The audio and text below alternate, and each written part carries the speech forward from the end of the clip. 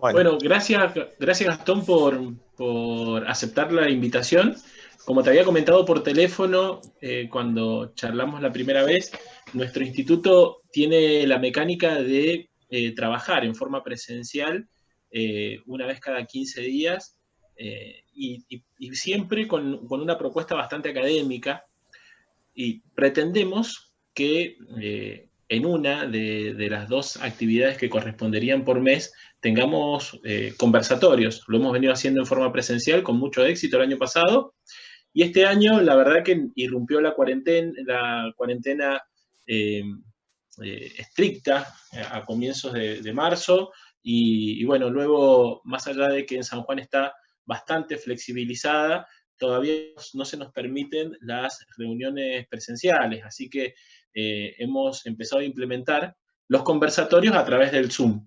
Y la propuesta es esta, la propuesta es invitar a algún colega especializado en algún tema en particular, por eso te queremos agradecer habernos dedicado este tiempo, que este colega tiene la misión de servir como disparador de un debate que se pueda generar. Está Edam, que es el director del Instituto del Nobel Abogado, con quien también hemos organizado este conversatorio. Así que no sé si, Edam, querés decir algunas palabritas y ya le dejamos el uso de la palabra a Gastón para que arranque con su exposición. bueno, yo no le voy a robar mucho tiempo. Quería ya desde el comienzo agradecer bueno, a todos los colegas que se han conectado. Por lo que veo tenemos una buena convocatoria. Agradecerte a vos, Nahuel, por habernos permitido colaborar en la organización de este conversatorio. Y agradecerle a Gastón, de entrada nomás, por su tiempo y por su buena predisposición. Así que no les robo más tiempo y te dejo la palabra a vos, Gastón. Bueno, antes que nada, lógicamente quería agradecerle al Foro de Abogados de San Juan, especialmente a Emilia, a Nahuel, a vos, Edam. La verdad es que está muy bueno que hagamos estas cosas, invitar gente de otras provincias, que charlemos. Está bueno generar estos vínculos, que bueno, empiezan hoy. Bueno, particularmente Emilia ya estuvo en Córdoba, así que así nació esto. Compartimos un congreso en el cual di una presentación que es muy parecida a la que vamos a ver hoy. Así que, bueno, pobre Emilia la va a ver 2 veces, pero el resto no la debe haber visto, así que esperemos no aburrir, que es lo único que no tolera hoy en día la sociedad. Así que nada, con esto, si les parece, yo voy a compartir mi pantalla. Preparé un mini PowerPoint, así lo vamos viendo y charlando. A ver, me dicen, yo tengo a veces un problemita con Zoom. Como yo tengo computadora Mac, a veces como que me limita un poco las funciones. Le voy a pedir, yo voy a dejar el chat abierto, pero lo mismo, repito lo que dijo Nahuel, tratemos de hacer algo bien dinámico, que sea un conversatorio realmente. Y yo no tengo ningún problema que se desmuteen en cualquier momento y hablemos. Somos 25 personas, estaría bueno que se arme un ida y vuelta. Yo sé que estamos capaz medio cansados, pero creo que va a ser más ameno que si yo repito. O bueno, la presentación tampoco es muy larga, después la abrimos y comentamos, hablamos sobre eso. Así que sin mayor preámbulo vamos a darle, vamos a compartir.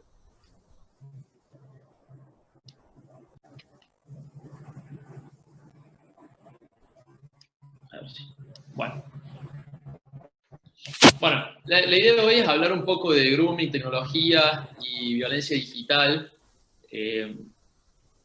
Tienen si se quiere, vamos a decir, tienen el privilegio de que les va a hablar alguien que no se dedica al derecho penal, lo digo de entrada, porque a veces me ha pasado. Yo soy un omnívoro digital, yo consumo información digital 24/7, creo que en realidad a la gran mayoría de nosotros nos pasa eso, y yo me dedico, nos dedicamos desde GS Digital, que es nuestra consultora, a asesorar básicamente a empresas en cuestiones de derecho digital. Alguna que otra vez tenemos cuestiones penales y demás, pero la realidad es que no nos dedicamos a esto. Pero este tema en particular es algo que a mí me gusta mucho, me llama la atención y trato todo el tiempo de leer sobre esto y demás. Así que si bien vamos a hablar de derecho y demás, yo creo que el enfoque un poco, la invitación o el conversatorio ahora sería un poco más de analizar cómo estamos a nivel violencia y cómo estamos a nivel tecnología, nosotros como sociedad. Y con esta idea empezamos la charla. Y algo que, una pregunta que yo, que de hecho siempre que hablamos de esto, me pregunto si estamos más violentos o no. Porque muchos nos vemos que estamos, la percepción es que somos muy violentos, ¿o no? No sé si les parece, pero la percepción es que la sociedad hoy está muy violenta. Y no hablo de violencia a veces física, sino este tipo de violencia que vemos todo el tiempo social y demás, y se vive, se respira un clima de violencia en general.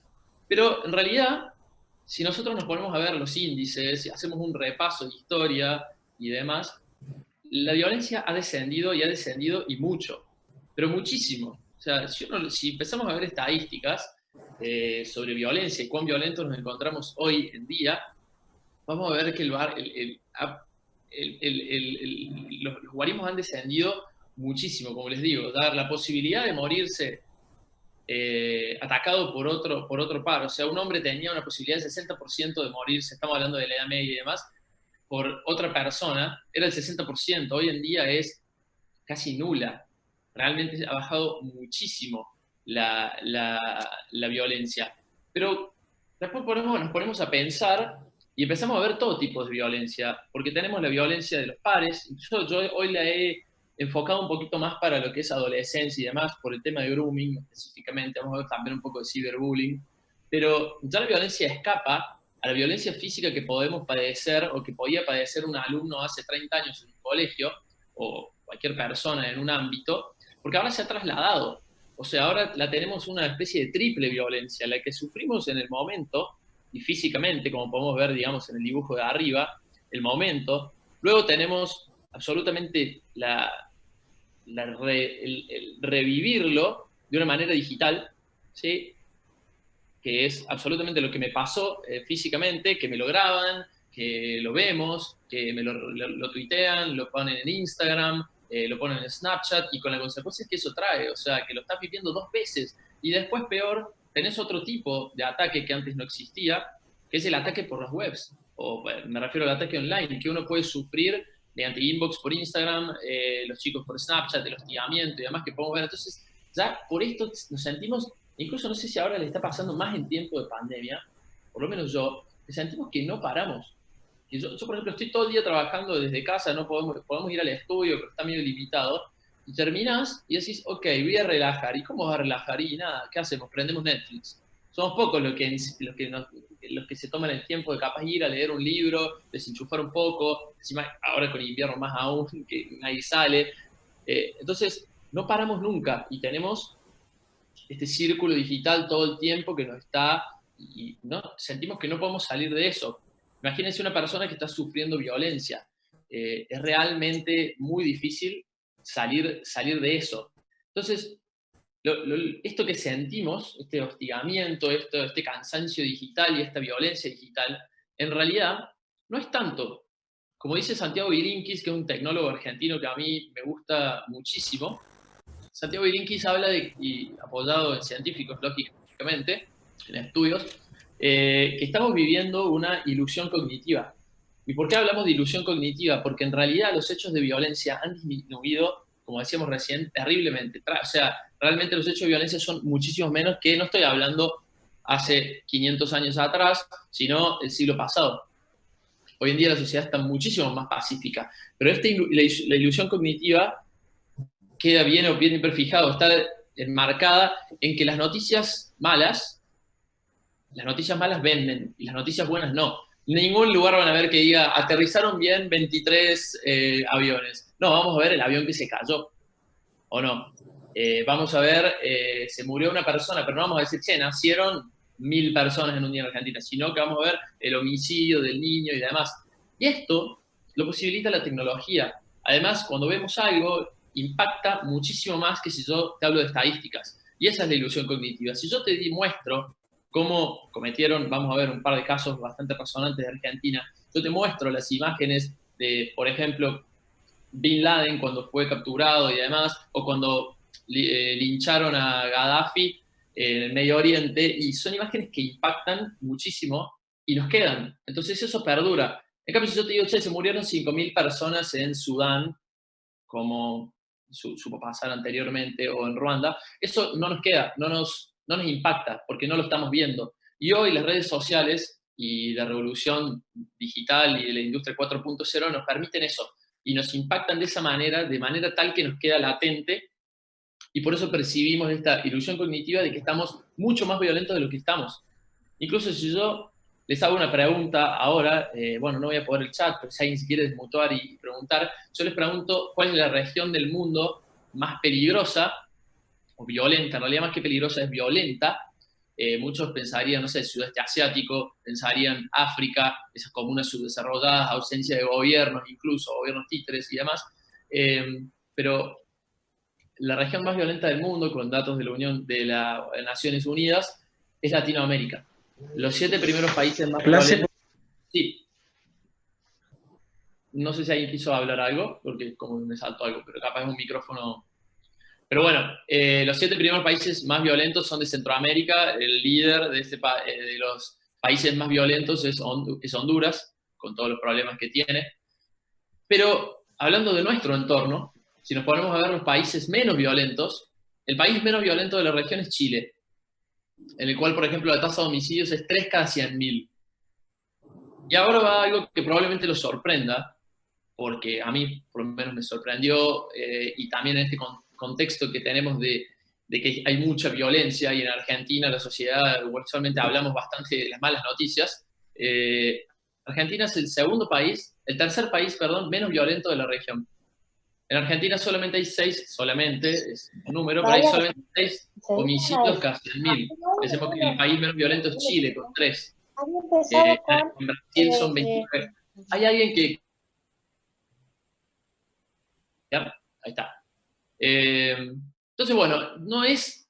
Los voy a defraudar un poco porque a veces pensamos que sí, que estamos tan violentos y que vemos todo el tiempo cosas malas, negativas, y realmente no es tan así. La sociedad ha evolucionado muchísimo, como decimos, y esta violencia que percibimos no es tanta. Por lo tanto, el panorama es alentador. La idea es erradicar la violencia, y específicamente estos tipos de ciberbullying, de grooming, la idea es erradicarlos y seguir trabajando. Pero bueno, para mí me pareció algo alentador, como para empezar, un preámbulo, porque lo más importante de todo esto, yo creo, es entender en dónde estamos.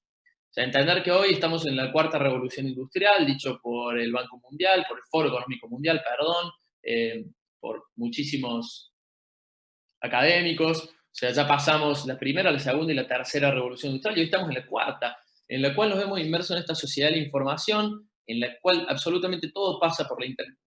Nuestra vida se ha habido fue una disrupción tan grande la llegada de tecnologías como inteligencia artificial, big data, la robótica, blockchain. Nosotros imagínense cómo ha pegado una tecnología en particular, blockchain, que en Córdoba nosotros en la Universidad Católica hemos desarrollado la diplomatura sobre tecnología blockchain aplicada a negocios y actos jurídicos. O sea, una sola tecnología dio para que armemos una diplomatura con gente invitada de afuera, de otras provincias, de Chile, de Colombia. La verdad es que entender en el ámbito que nos estamos moviendo lo que nos va a permitir, no solo para este tema, grooming, tecnologías y cyberbullying, sino para la revolución que está viviendo el derecho. Nosotros estamos en una etapa plenamente disruptiva en la cual el derecho va a cambiar más en los próximos 2 años de lo que cambió en los últimos 20, si es que ya no lo ha hecho. Fíjense, todos los años, por lo menos en Córdoba, ya casi no existe el expediente en papel. Algo que parecía impensable. Y yo desde la comodidad de mi casa estoy presentando demandas, escritos y demás en, no sé, Altagracia, en cualquier rincón de la provincia de Córdoba. Y esto hay que ir ayornándose. Y esto afecta no solo a nivel de derecho y demás, sino cómo nos relacionamos nosotros. O yo lo que tengo acá, cómo nos levantamos de la mañana, ¿no? Nadie tiene más un reloj despertador, usamos el teléfono para despertarnos, nos cepillamos los dientes después mientras desayunamos, vemos cómo va a estar el clima, ponemos Google Maps o cualquier GPS para llegar al estudio, y una vez que estamos en el estudio utilizamos el sistema de administración de causas. Es absolutamente, las tecnologías estas que son disruptivas, nos están cambiando radicalmente la forma en que vivimos. No lo digo yo, lo dice, por ejemplo, acá les pego una revista The Economist, la revista más prestigiosa en cuestiones financieras y económicas, que nos está diciendo que, y esto es del 2017, el recurso más valioso no es el petróleo como lo fue en algún momento, sino los datos, la información. cómo nos exponemos y que nosotros como personas no somos más personas, somos mercancía, somos producto puro en la era digital. Somos lo que producimos y lo que pueden chupar de nosotros, nada más. El que siga creyendo el humano como una entidad, como en el siglo XX, o como un ente susceptible de adquirir derechos y contraer obligaciones, sí, perfecto, para el derecho será y vamos a ser cada vez más una ficción. En realidad lo que somos producto y somos mercancía, nada más. A las empresas les importamos por los datos que nosotros generamos y con lo cual nosotros no percibimos siquiera un centavo y ellos lucran. ¿Y lucran de qué manera? De manera tal que son las 5, vean ahí, Alphabet, que es la controlante de Google, Amazon, Apple, Facebook y Microsoft, son las 5 firmas más que están mejor valuadas, ¿ok? En el mundo. No estamos hablando de Estados Unidos solamente. Y vean que las 5 son estadounidenses. 25 billones de dólares en el primer cuatrimestre del 2017. Y Amazon, esto me encanta, para mí lo más loco, Amazon captura la mitad de los dólares que se gastan en Estados Unidos, online, lógicamente. 25 billones. Argentina requirió para evitar default y demás, que bueno, evidentemente, o capaz caemos, ojalá no, 44 millones del FMI.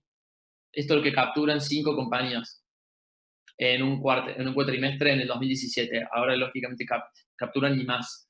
O sea, que realmente hay que entender este paradigma. A los que no se están metiendo, a los que no les dan mucha bola a la transformación digital, y esto lo doy, me atrevo a dar un consejo para los abogados, incluso para los más jóvenes, veo que éramos todos más o menos de edad, yo tengo 31 años, que sigan, que se empiecen a meter, porque realmente la transformación digital se los va a llevar puesto, y el que no tenga un plan para adecuarse a esto y quiera seguir implementando recetas que funcionaban hasta hace 10 años para captar clientes, para el manejo de clientes, para el método de trabajo dentro del despacho, que por favor empiece a actualizarse porque realmente se lo va a llevar puesto si no la transformación digital. Yo, para graficar esto, y Santiago Virinkis, y acá también está, en los participantes está Santiago Grijera, que trabajamos juntos también, algunas cosas llevamos, y a mí, perdón que me incluya también entre ellos, nos han llamado de colegios para ir a dar charlas, porque realmente no saben qué hacer, les escapa. A mí particularmente me llaman y me decían, los chicos están fuera de control, tenemos chicos que vienen dormidos directamente a clase y no sabemos qué hacer. Realmente ya la psicopedagoga está fuera de control, no sabemos qué hacer cuando hay problemas que pueden tener consecuencias legales y demás. Bueno, entonces vamos a tratar de hablar de ciberseguridad, seguridad de la información y un poco esto. ¿Y qué pasa? Es que realmente, y con esto lo gráfico, cuando le preguntaron una vez al CEO, al director de Netflix, cuál era su mayor competidor, uno pensaba que la respuesta lógica hubiese sido, no sé, Amazon, Disney Plus, que son todos proveedores de plataformas de contenido, ¿no? On demand. Y el tipo fue muy sincero, yo no sé si lo hizo a propósito o no, pero dijo, no, mi mayor competidor es el sueño. Si la gente no durmiese, vería mucho más Netflix. Y fue una de las consultas que me hicieron a mí en un colegio, me dice, los chicos vienen dormidos, pero dormidos a clase, por un problema de Instagram y de Netflix. ¿Y a quién no nos pasa? Y a mí me pasó particularmente anoche, y acá debe haber más de uno que le está pasando o la está viendo, que se pone a ver una serie y como se reproduce automáticamente, seguimos, y eso está diseñado para manipularte. O sea, no es por algo el algoritmo de Netflix te sugiere lo que te sugiere. Te conoce mejor que vos mismo. Y a los chicos son muy susceptibles de esto. Yo estoy viendo, por ejemplo, Dark, acaba de salir la última temporada y no puedo parar de verla. Anoche me comí 3 capítulos, son 3 horas. 3 horas, es la única cosa que no recuperamos el tiempo. Si uno lo piensa, es demencial. Pero bueno, hay que seguir entendiendo esto para poder, desde el lugar que nos toque, aconsejar, acompañar, hacer lo que nos toque, pero entendiendo siempre en dónde estamos inmersos. O sea, hay que hacer una inmersión en la transformación digital y el derecho digital, sí o sí, y el que no lo esté haciendo, que lo empiece a hacer. Yo acá puse un link para que veamos también un poco en qué ambiente se mueven los chicos, que muchas veces los padres realmente no están al tanto, lo tengo precargado acá. Cualquier cosa me escriben si no lo podemos ver o algo, dura 1 minuto.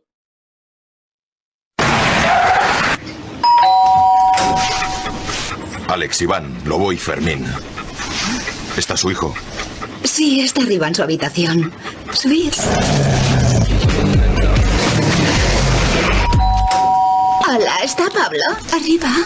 Gracias. Venimos a enseñarle nuevas posturas. Muy bien. Bonita casa.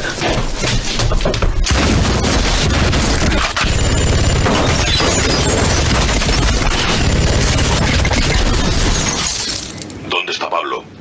Arriba, descansando. Buenas tardes. Hola. ¿Esta es Ana?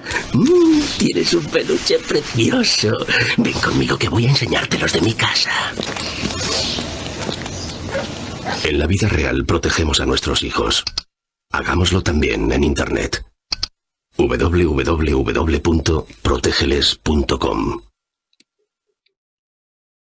Bueno, me parece bastante gráfico esto para meternos en lo que vamos a hablar de a todo lo que están expuestos las personas en general. Vamos a hacer un poco hincapié en los chicos, en los niños, en los adolescentes, a lo que estamos expuestos en Internet. Ahí pudieron ver mafias, prostitución, pedofilia, no me acuerdo ya qué más, los gamers, la gente que entra y dispara para cualquier lado y demás. Y los padres a veces no tienen la menor idea de lo que está pasando. Vamos a verlo también, vamos a ir hablando. Y muchas veces me pasa, y no con mala intención, de mucha gente que me pregunta, pero ¿realmente hay peligro en la web?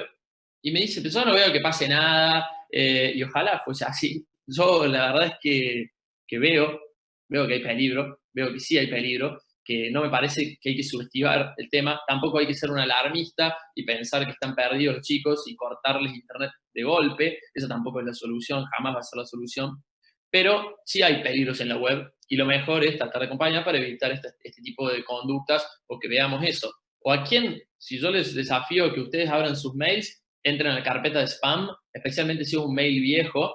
Yo, por ejemplo, tengo un mail que lo uso para suscribirme a todas las cosas que no me interesan, pero me tengo que registrar de alguna manera, y ahí llega desde estafas por Bitcoin, phishing, me llegan mails de servicios a los que yo estoy adherido con una dirección supuesta, a los fines de que tratar de hacer esto phishing y tratar de sacar mis datos personales y demás.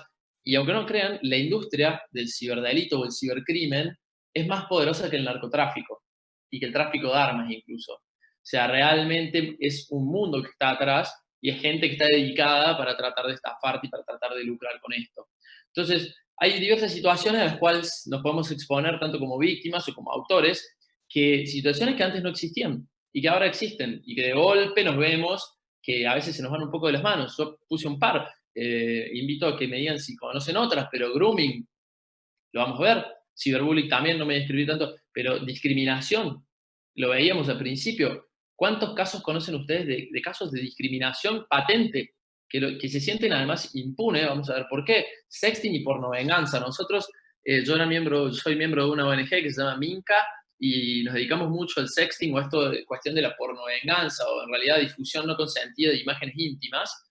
Y realmente la cantidad de consultas que nos llegaban por esto, usualmente chicas que estaban siendo extorsionadas por las personas que iban a difundir sus imágenes íntimas. Ustedes no saben el daño psicológico que padecen esas personas. Y son situaciones que se dan 100% online, que no tienen correlativo en la parte offline. El hostigamiento, el acoso, el stalking, se da muchísimo. Pornografía infantil.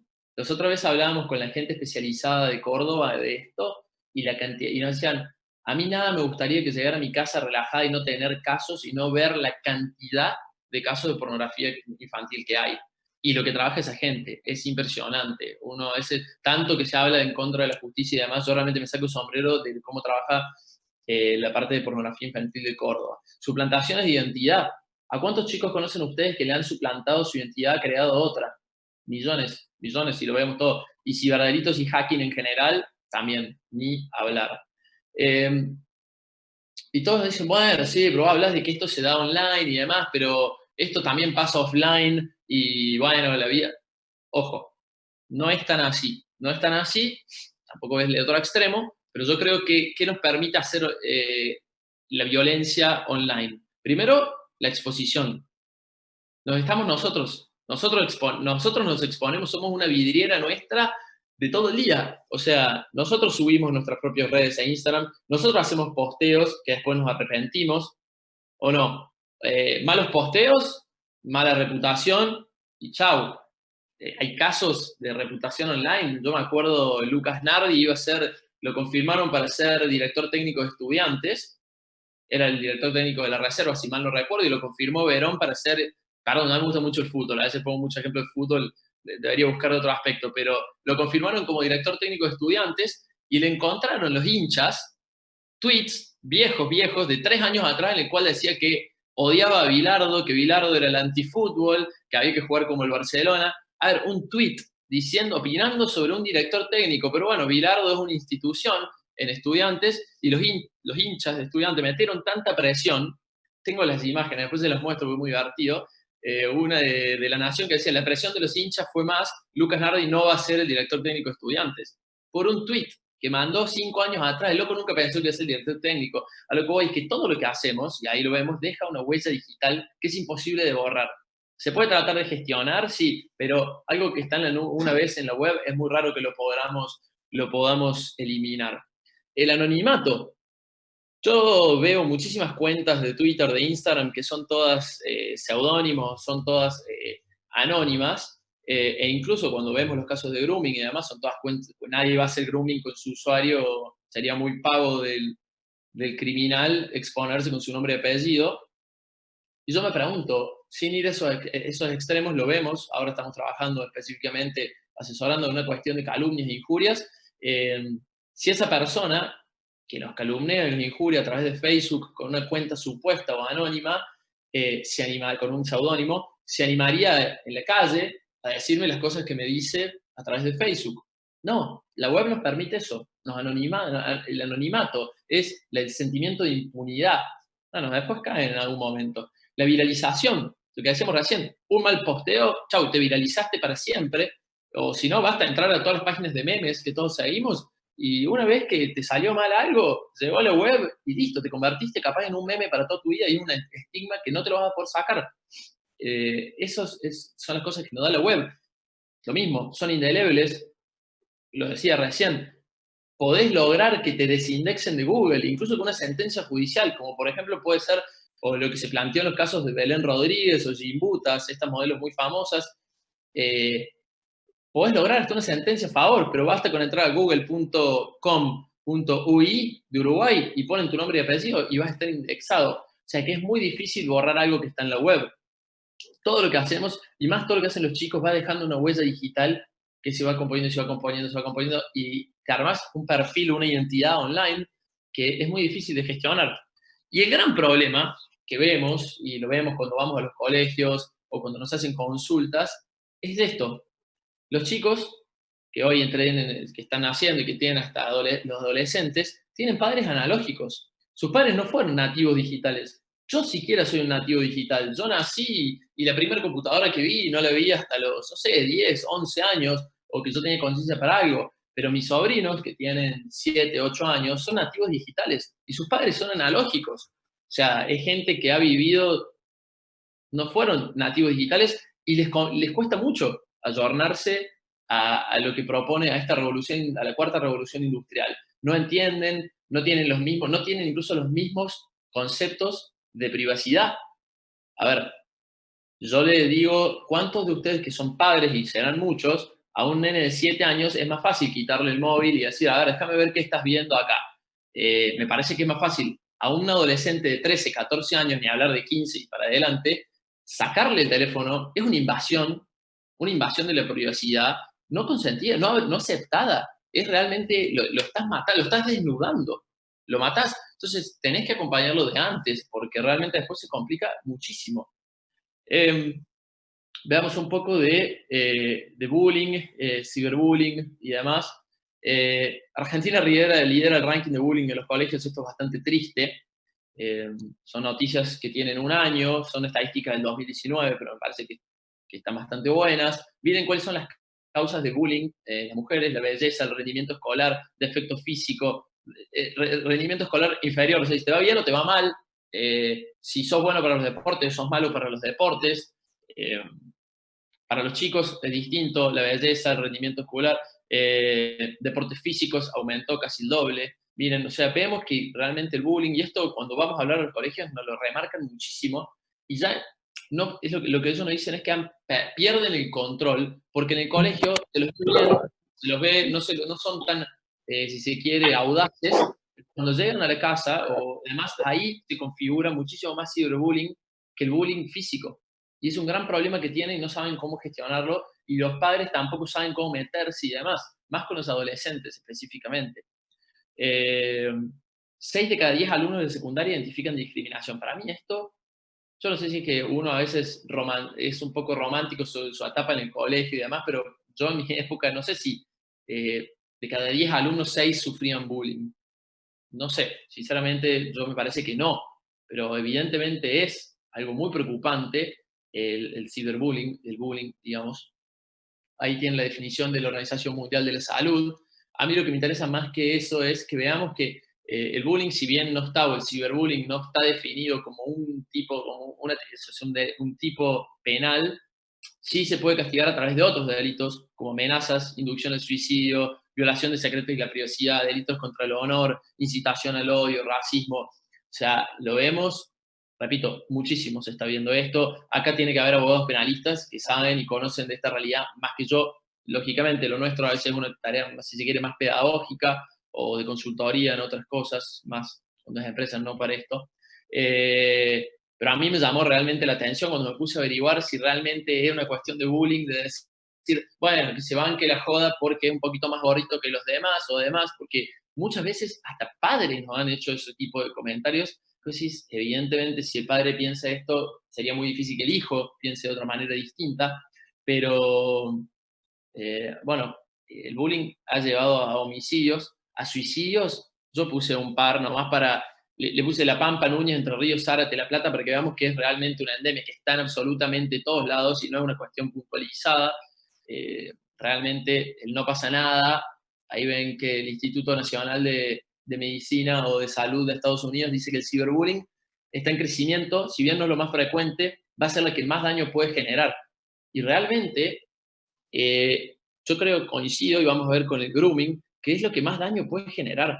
Porque si nosotros detectamos una situación de bullying, no de ciberbullying, es fácil darse cuenta, o es un poco más fácil, si se quiere, detectarlo. Podemos ver secuelas físicas, podemos ver moretones, podemos ver a un nene llorando, podemos ver a un nene que le está pegando a otro. Pero en cambio, cuando tenemos ciberbullying, a menos que el menor abra la edad o los padres tengan cierto control, que no suele suceder, es muy difícil detectarlo. Y una vez que lo detectas, es muy difícil sobrellevarlo. Entonces, hay que poner el ojo en esto absolutamente ya, no podemos dejar. Pasamos un poco a lo que es grooming per se. Miren, estos son de ahora, del 2019. 1 de cada 3 niños ha sufrido una situación incómoda en Internet. Miren esto, el 60% tuvo una solicitud de contacto por parte de desconocidos. A mí me pasa, bueno, uno capaz es grande, lógicamente no tiene estos miedos y demás, pero es muy fácil mandar una solicitud de seguimiento, de amistad, de lo que sea en una red social. El 37% de los niños dijo que sus padres no están al tanto de los perfiles que tienen en redes sociales. Y yo les pregunto a ustedes que están del otro lado, que capaz tienen la suerte de ser padres, o no tengo ese privilegio, si están al tanto realmente de los perfiles que tienen sus hijos en las redes sociales. Está bien, podés saber que tiene una cuenta en Instagram, que tiene una cuenta en Twitter y una en Facebook, pero realmente, ¿estás al tanto de qué hace tu hijo? ¿Con quién se relaciona? ¿A quién lo sigue? ¿Quiénes son sus seguidores? Mi sobrinito, uno de mis sobrinos, tiene, no miento, 2.000 seguidores. Y yo sé que su núcleo de amigos son 40, que serán los del colegio. 2.000 seguidores es mucha gente. ¿A qué se está exponiendo? Las cosas que sube, ¿cómo es consciente de las cosas que está subiendo? ¿Se la está manejando a alguien? ¿Los padres son conscientes? No sé, me pregunto. Vemos que grooming está a partir del año 2013, 14, si mal no recuerdo, a un penalista capaz lo conoce mejor a la fecha, pero está regulado a raíz de un delito que fue aberrante, un homicidio realmente aberrante, y bueno, se reguló, artículo 131, una pena de 6 meses a 4 años, lógicamente si no resulta un delito más severamente penado, ¿no? Pero lo interesante es que es por medio de comunicaciones electrónicas, telecomunicaciones o cualquier otra tecnología de transmisión de datos, contactar a una persona menor de edad con el propósito de cometer cualquier delito contra la integridad sexual de la misma.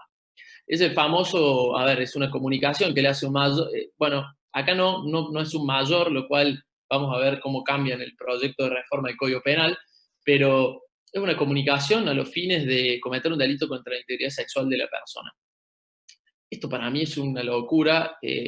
Yo, repito, no soy penalista, pero 4 años por una persona que hace esto me parece que es un poco bajo.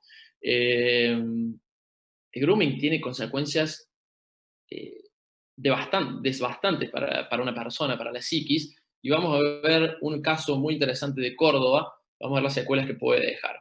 Pero bueno, lo importante es que está el delito, por lo menos, en otros países no está regulado, así que es interesante que por lo menos exista el tipo penal. Acá vemos de la Comisión Borinsky, que tiene a cargo la reforma del Código Penal, la oficial, digamos, del Ministerio de Justicia y Derechos Humanos de la Nación, y reforma el artículo 131, pasaría a ser el 122, eleva la pena a 5 años, pero se mete un poco más, me parece interesante que ya no es los menores de edad, son mayores de edad. Con sus aciertos o desaciertos, el proyecto habla simplemente que los autores pueden ser mayores de edad, y acá vemos, identifica cuáles son específicamente las conductas punibles, ¿sí? Tomar contacto con una persona menor de 13 años, ¿sí? Mediante conversaciones o relatos de contenido sexual, le requiera por cualquier medio a una persona de menor de 13 años que realice actividades sexuales explícitas o actos de connotación sexual, o le solicite imágenes de sí misma con contenido sexual. Veamos que ya es bastante más detallado cuáles son las cosas para que se configure el tipo penal, o sea, cuáles son las conductas punibles. Acá vemos que ya habla de personas de a los menores de 13 años, concertar un encuentro para llevar a cabo actividades sexuales con ella, siempre que se acompañe de actos materiales encaminados al acercamiento. Bueno, ahí distingue entre 13 y 16, o sea, el mayor de 13 años y el menor de 16 años, y luego los mayores de 16 y menores de 18 años.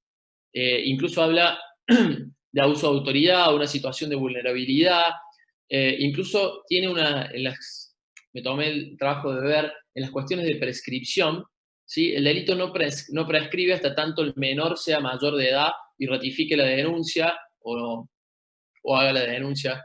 En este caso es un delito de acción pública, no es un delito de instancia privada, así que estas son las modificaciones que traería este proyecto de Código Penal. Me pareció interesante como para que veamos que se puede abordar de distintas partes. Es bastante más específico esto que esto. Este fue la primera condena en Argentina por grooming, el caso Micaela Ortega.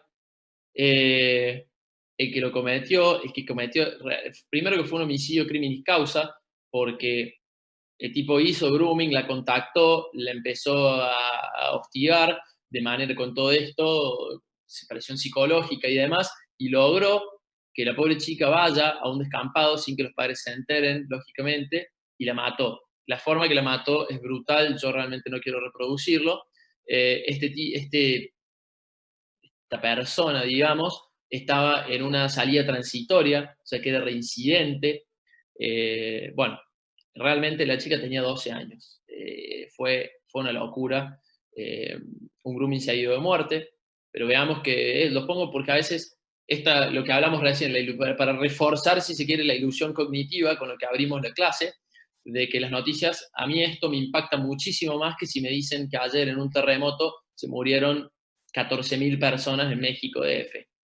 Esto realmente hace que tomemos conciencia y que, bueno, lamentablemente refuerza un sesgo cognitivo como es esta ilusión cognitiva. Parece que está mal, pero es así un sesgo que tenemos. Pero bueno, en este caso que valga la pena para generar conciencia. Bariloche también, 35 años de prisión por grooming. Era un tipo que contactó a 23 niñas y adolescentes y les ejerció una presión psicológica de manera tal que incluso se hablaba de lesiones y demás. No quiero decirlo ahí porque lo voy a graficar con este fue de Córdoba en el 2019.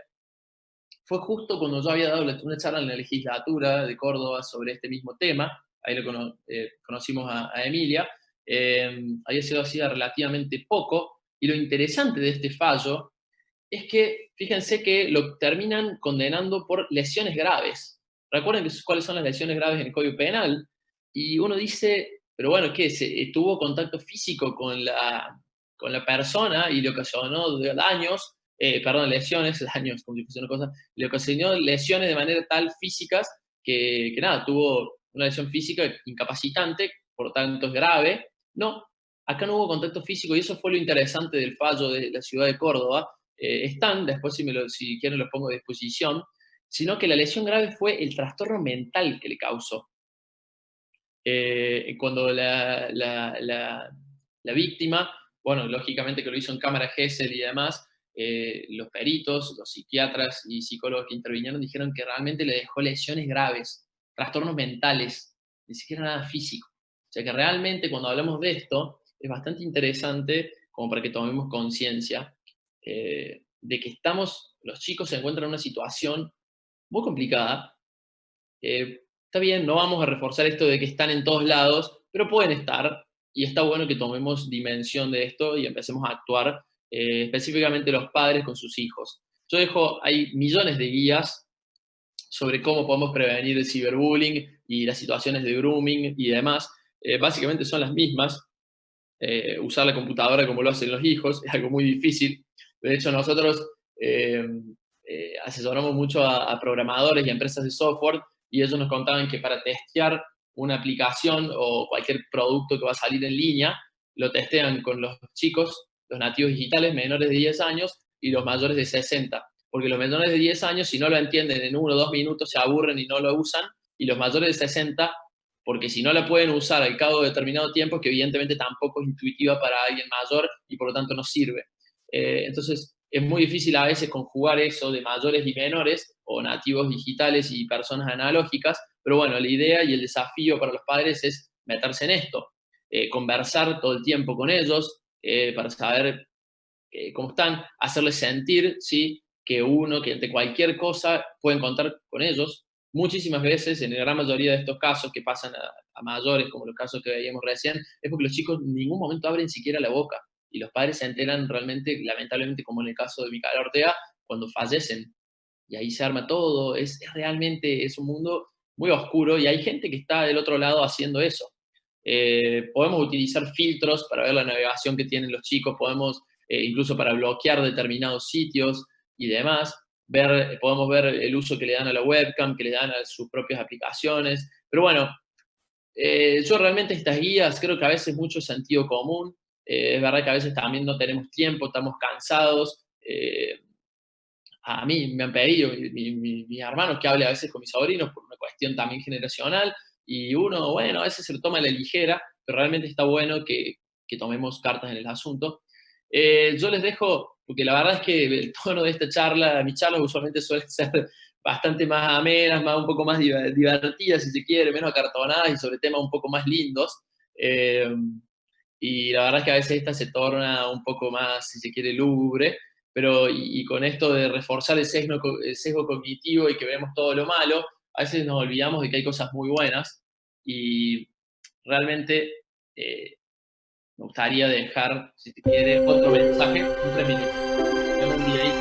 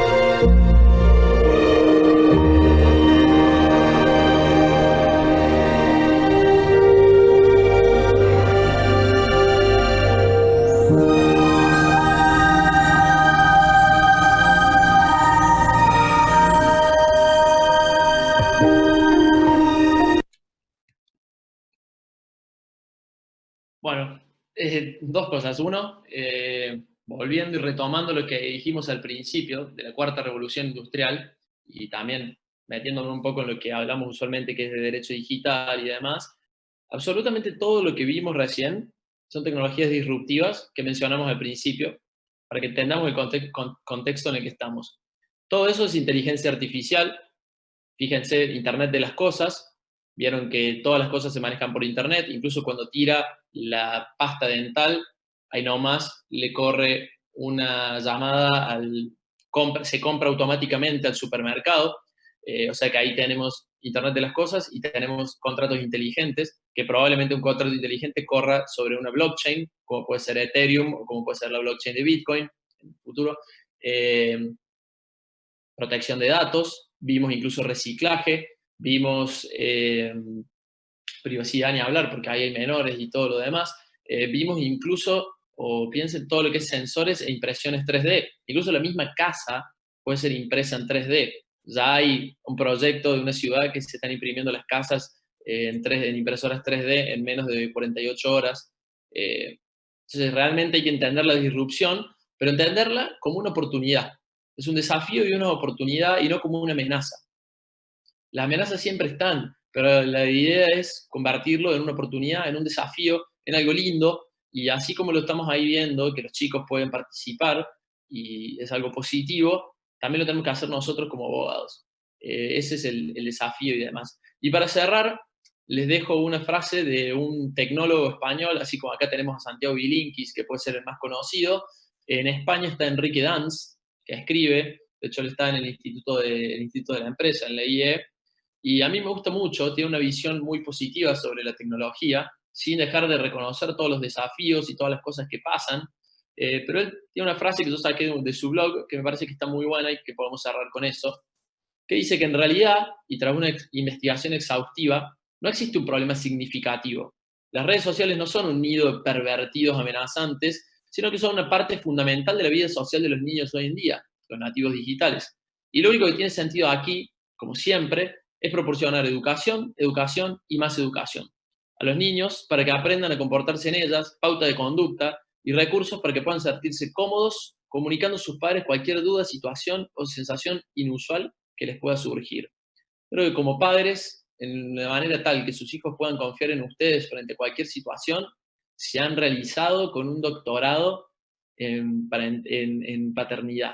Así que, sin más, y dejo abierto para que charlemos, hablemos, me digan, no, Gastón, no estoy de acuerdo para nada, o sí, mira qué bueno, o hablemos de cualquier otra cosa que se les ocurra de tecnología, dejo abierto todo. Muchísimas gracias a todos por el tiempo y por el acompañamiento y la invitación. Bueno, gracias Gastón. Hay algunas preguntitas acá, unos comentarios en el chat, micrófonos a quienes quieran hacerlo. Yo simplemente hacer un comentario. Yo soy papá de una niña de 4 años, por casualidad en realidad, pero después por política familiar, mi hija solamente puede utilizar la tablet 1 hora al día, y digo por casualidad porque cuando compramos la tablet, la compramos para un viaje, y la compramos de apuro y compramos la más económica, y la verdad que la batería le dura solamente 1 hora, ¿no? Podríamos haberla reemplazado, pero le aplicamos todos los controles parentales que podíamos, así que lo cierto es que, ¿a qué quiero ir? Que a pesar de haberlo limitado a 1 hora, esa es 1 hora libre que tiene. Está bien, juega entre YouTube Kids y 2 o 3 aplicaciones de juegos que tiene, que normalmente tienen que ver con algún desafío educativo, porque la verdad que he tenido la fortuna de que le llama más la atención los desafíos que tienen que ver con la educación que con las fantasías, pero yo estoy plenamente convencido de que nuestra generación es una generación que está educando y que les ha tocado ser progenitores de lo que creo que va a ser la mejor generación de seres humanos de este planeta. Lo veo en mi hija, lo veo que a sus 4 años tiene una conciencia mucho más profunda de la que yo tenía por el planeta, por el cuidado de los seres vivos, por el respeto hacia las otras personas. Y me parece que mucho tiene que ver también con el contenido que percibe. Lo cierto es que, como dije, también nosotros estamos muchísimo más bombardeados por la información y, digo, quizás es un recurso muy cobarde de mi parte utilizar esto como para justificarlo, pero este bombardeo de información que recibimos de forma constante, que no dejamos nunca de trabajar, nos levantamos, bueno, acá casi todos son abogados y abogadas, o todos, o todas creo, estamos trabajando todo el día, digamos, porque nos levantamos y lo primero que hacemos es revisar el sistema de gestión, a ver qué tenemos que hacer, en el camino y en el semáforo aprovechamos para mandar algún mensajito a algún colega que trabaje con nosotros por alguna cosita, o algún cliente que te espero en tal lugar para tal firma. Y aún así, y así pasa todo nuestro día, trabajando, bombardeados de información, y ponemos bueno, en mi caso a mi hija, en piloto automático. Digo, bueno, esta es la hora que vos tenés para distraerte, para hacerlo libremente, y es la hora que yo tengo para cambiarme, para alistar la casa, para ponerme al día con alguna otra cosa que me quede pendiente para el día siguiente. Insisto, seguramente deberán haber mayores controles parentales. Yo no he visto en las redes sociales, soy bastante denunciador, aunque no las uso mucho, soy bastante denunciador cuando veo que hay algún contenido explícito de violencia, discriminación, me tomo el tiempo de denunciar. Nunca he visto alguna publicación que esté relacionada con el grooming, por ejemplo, pero sí es muy frecuente lo de la pornovenganza, como vos hablabas, y más allá de esta larguísima introducción, quería consultarte cómo ves la legislación argentina de cara a abordar la problemática de la pornovenganza, ¿no? Debido a que vos hiciste un comentario de que estabas también en una asociación civil que trataban sobre el tema. Mirá, sí, primero que nada, comparto 100% lo que estabas diciendo anteriormente, y esto de no desenchufar y estar todo el día, yo me imagino, y por eso nunca me he osado criticar a un padre, primero porque no soy padre, realmente lo difícil que es. Yo a veces estoy trabajando todo el día y digo, y si encima tuviese un hijo, no sé si podría dedicarme realmente el tiempo, es muy difícil balancear la famoso equilibrio vida-trabajo. Entonces no es fácil, y lo que hablaba Santi Bilinkis en una de sus charlas, lo recomiendo que lo escuchen porque realmente no tiene desperdicio, lo pueden ver en Spotify, la columna de Santiago Bilinkis, busquen, habla de todo, es una habla de tecnología y vida básicamente, y dice la tentación de enchufarlos en un piloto automático, de ponerlos a los nenes en modo avión, de darles una tablet, toma, mira esto, y listo. Y a mí me pasa que yo voy a veces a un restaurante a comer algo, y veo a los padres que decir, che, para librarse los hijos le ponen una tablet, y hablan ellos demás, y los hijos están ahí encerrados en una tablet, y a veces tienen 2 años, 1 año, y incluso, la Organización Mundial de la Salud dice que a los niños, la Asociación Americana de Pediatría también lo veía, a los niños hasta los 2 o 3 años, hasta los 2 años no hay que ponerle una pantalla al frente de él. De ninguna manera, bajo ningún aspecto se le puede poner una pantalla a un niño. Y a veces, bueno, te va dando pautas de cómo ir implementando esto y demás. Pero bueno, no me quiero ir mucho del tema. Mira, y acá engarzo con lo que dice también Emilce en el chat, Emilce Tavera Cabrera, que si no me falla la memoria, también es alumna de la diplomatura nuestra de Derecho Digital de Córdoba, y sé que le gusta el tema de grooming, que dice que también es necesario implementar una ley ESI con perspectiva digital para educar en el uso respetuoso de las redes. Lógicamente que, yo no sé si en esa ley en particular, pero que hay que educar, están dadas las leyes, en Córdoba hay leyes de educación y demás, todo, pero no nos podemos quedar con el simple hecho de sancionar una ley, hay que llevar a cabo y hay que llevarla a cabo en la casa. Es una tarea de más que nada del núcleo familiar y el colegio te podrá inculcar y demás. Es como, a ver, es la educación primaria que recibimos en nuestro primer núcleo, porque hasta los 3, 4 años el chico capaz no se relaciona en escuelas y demás. Pero bueno, sí, no nos podemos quedar simplemente con sancionar una ley. Y con respecto a difusión, no me gusta el término pornovenganza, sino difusión no consentida de imágenes íntimas. Nosotros trabajamos en un proyecto de ley. En Argentina no está regulado como un delito específico, no hay un tipo penal que sea la difusión no consentida de imágenes. No está regulado. Nosotros trabajamos en un proyecto de ley.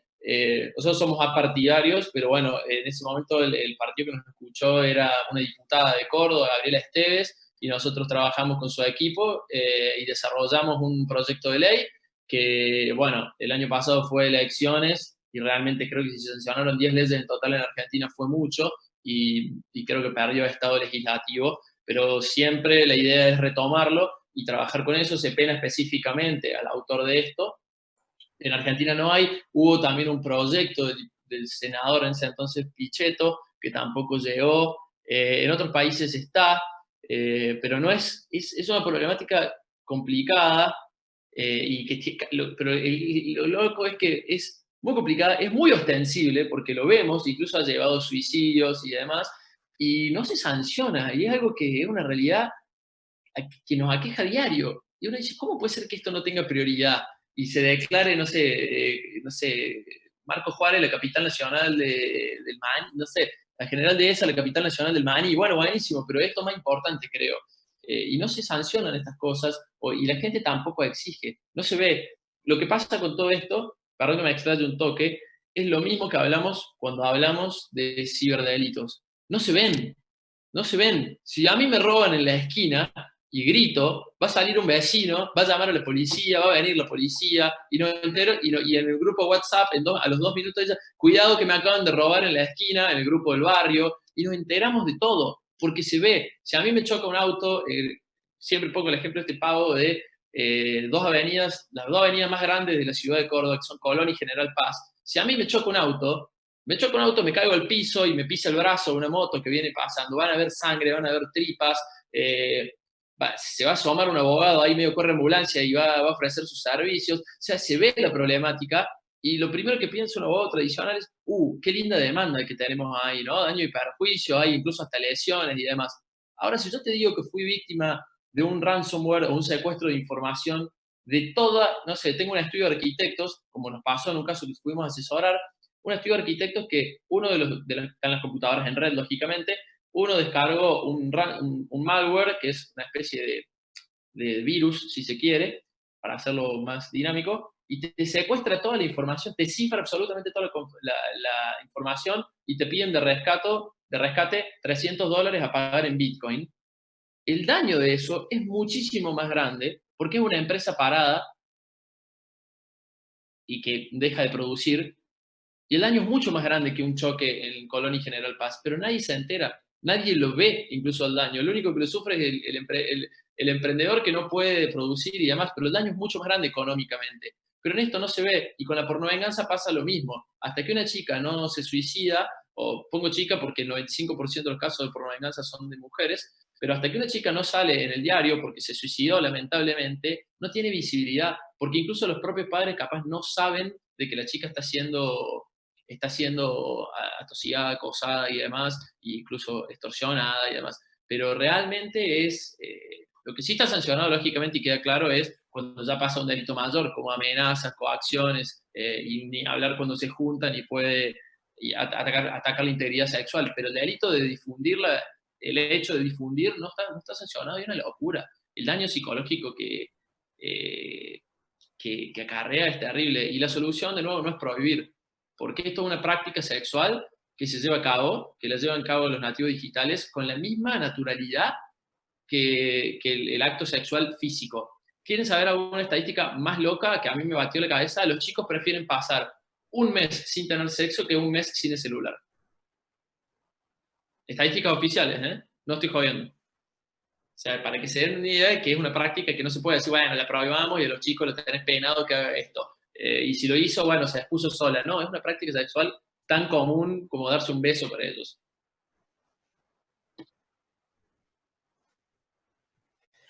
Mirá, Gastón, permíteme que comentaba. Ahí una opinión, ¿sabes qué? En definitiva, yo me acuerdo haber, no sé, en qué curso haber escuchado una postura que dentro de todo este lío que implica la ciberdelincuencia, el ámbito de aplicación de la ley, los límites, porque vos decís, bueno, el robo, pero me robaron de Nigeria, aplico el derecho penal de acá, el de Nigeria, no hay legislación internacional, bueno, la venganza un poco también. Había una tesis, por ahí lo que hay que trabajar es un poco lo que decís vos, la concientización del adolescente, y ojo, no solo del adolescente, del adulto también, del hecho de que vos cuando estás compartiendo contenido erótico, o contenido sexual, o privado, vamos a utilizar ese término, deja de ser privado en el punto en el que vos se lo compartís a una persona. Entonces, el solo hecho de que vos se los compartas, aún sea tu pareja, ya te está exponiendo a vos y estás, de cierta manera, asumiendo que existe el riesgo de que el contenido se filtre. Yo sé que no puede ser circunscripto a eso, bien, el tema de la privacidad, decir, bueno, entonces, como decís vos, pero sí por ahí bajar un poco más en la conciencia, sobre todo de los chicos que son los que por ahí tienen más comúnmente esta práctica, la adoptan más común. Decir, bueno, ojo porque tiene consecuencias graves y como bien vos decías, no está tipificado. Yo tuve un caso acá, en San Juan, de una chica, logré hacer la documentación. Para empezar, ya de entrada probarlo. O sea, yo logré certificar que el video estaba todo porque ahí nomás lo borra y el daño ya está hecho. Entonces, probarlo. O sea, me resultó mejor, la solución que adoptamos fue, bueno, lo documenté, utilicé una certificadora de España de contenido digital y demás. Bueno, dije, al menos esta certificadora me va a permitir una pericia digital en su momento. Utilicé los medios que tienen para las soluciones administrativas, muchas páginas de contenido. En este caso era una página de pornografía.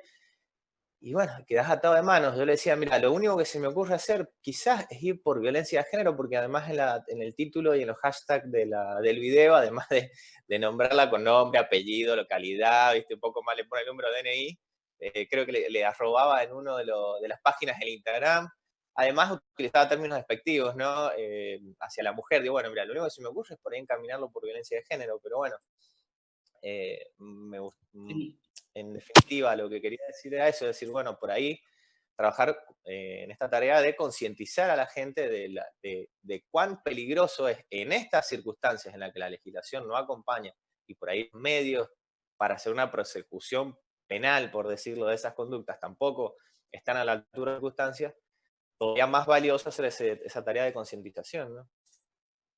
Exacto, además, algo que me quedó, que decías de que hay una tesis, justo se trabó, entonces no sé si dijiste que había una tesis específica, de que cuando uno sale, cuando una foto, por ejemplo, de contenido erótico, íntimo, sale y uno la envía, sale del control de uno y por lo tanto, digamos, se hace público.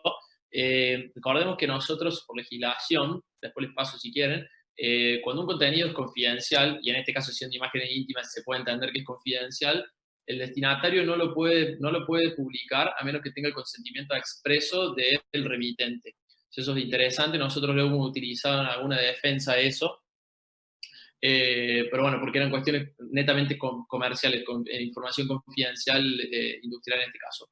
Pero retomando también lo que vos decís, es que pasa mucha gente también cuando ve esto, lo primero que hay que hacer es documentar, es resguardar la prueba, y mucha gente lo primero que hace es borrarlo.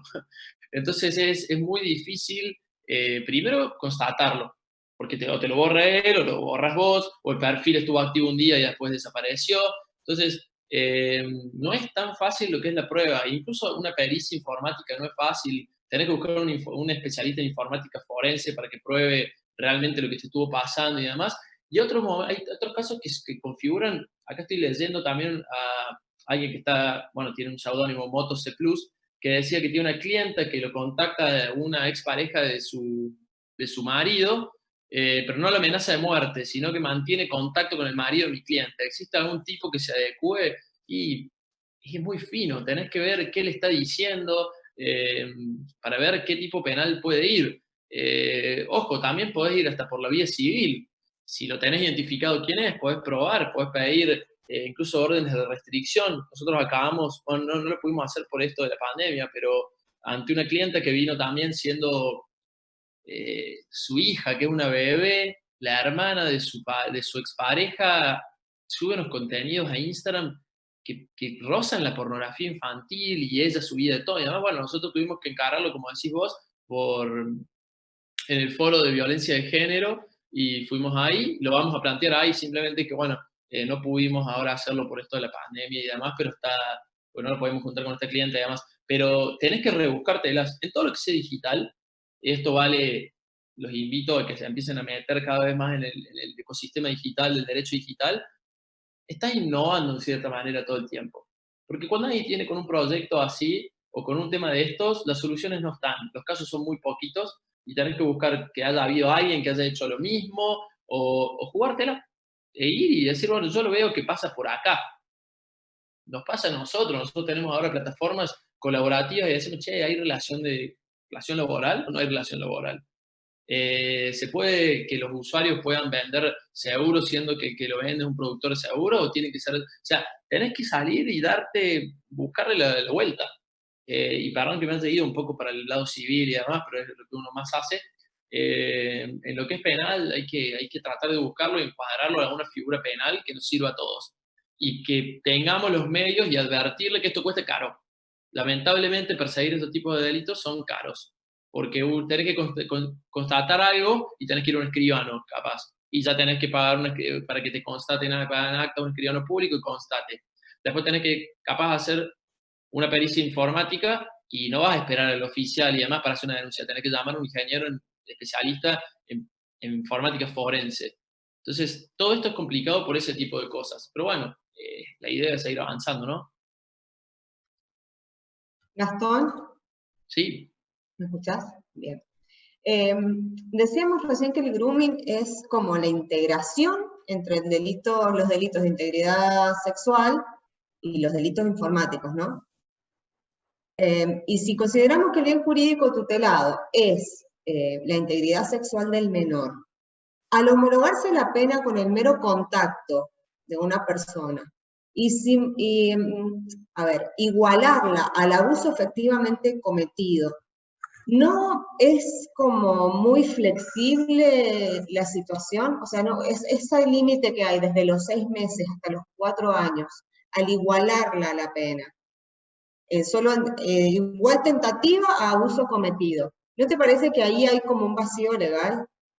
Sí, pero ojo que el grooming es el mero, es el contacto por telecomunicaciones, como veíamos, o por tecnología, con el propósito de cometer el delito contra la integridad sexual, pero no necesariamente tiene que llegar a un encuentro con la víctima, digamos. O sea, yo te contacto y te hago todo este tipo de cosas.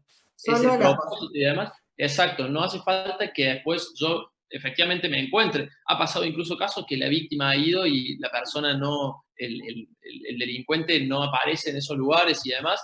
Incluso yo me acuerdo en España, yo hice una maestría en España en Derecho Digital, que fue cuando me empecé a meter en este mundo, digamos, y nosotros teníamos un perito informático que vino a contarnos cómo trabaja este tipo, y ellos, en colaboración con Interpol, una chica de España estaba siendo víctima de grooming, y ella le contó a los padres, le contó, mira, me está pasando esto. Fue impresionante porque vimos el caso real, incluso después nos mostró el noticiero de cómo levantaron y nuestro profesor daba una nota ahí en, digamos, el canal más visto de España. Y lo que tuvieron que hacer es, cuando la chica le comentó a los padres, el padre fue a una fiscalía, en España le dan muchísima bola a esto, y les comentó, y lo que hicieron trabajando con Interpol es concertar bueno, le rastrearon el IP y demás, y en coordinación Perú-España, la chica le hacían escribir, lógicamente escribía una persona adulta, pero como si fuese la niña, y en eso lo mantuvieron en línea tanto que pudieron rastrear el IP y fueron y lo agarraron al tipo.